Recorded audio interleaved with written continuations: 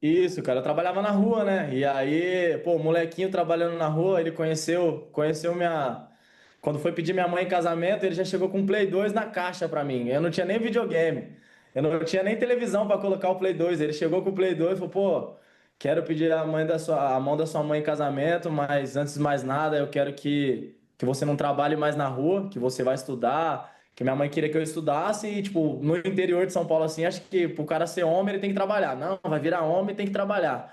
E aí ele, escondido, ele me levou para fazer um teste lá em Araras, falou, brigou com a minha mãe lá, falou que eu fui escondido, depois ele brigou com a minha mãe, falou que eu fiquei lá em Araras, que eu ia jogar futebol, tive que largar a escola, largar tudo, ele comprou uma briga lá para mim, velho. Falou muito do seu padrasto, mas eu queria que você falasse do seu pai, né?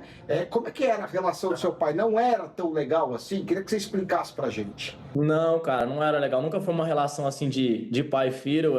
Eu falo que eu não tenho lembranças dele me chamando de filho. Eu não posso ser hipócrita, porque eu também não tenho lembrança de eu chamando ele de pai.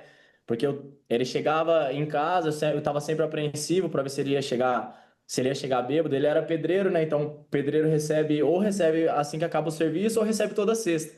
Então, todo final de semana era muito difícil. A gravidez da minha mãe já foi difícil, porque minha mãe por não aceitar algumas coisas que ele fazia, ia pra cima dele, e aí ele ia pra cima dela. Então, eu vivi numa casa bem sangrenta na infância, então não tive essa relação. Eu tinha até chato falar, mas eu queria crescer logo para eu poder enfrentar ele. E aí, acho que o término principal da minha mãe mesmo com ele foi quando foi no episódio que a gente estava num casamento. E aí ele tava dançando com outra, minha mãe queria ir embora, ele tava dançando com outra mulher. E aí minha mãe foi pegar a chave para ir embora, a gente entrou no carro, ele tacou a gasolina no carro todo e falando que ia tacar fogo e tudo.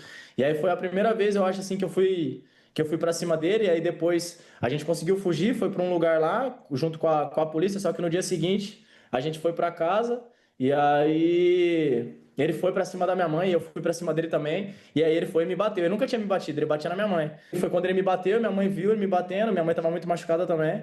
E aí eu falei pra ela, falei, nesse dia foi o dia que eu tomei coragem, falei, ó, se você aceitar de novo, eu vou pegar minha irmã e vou sair de casa, vou embora.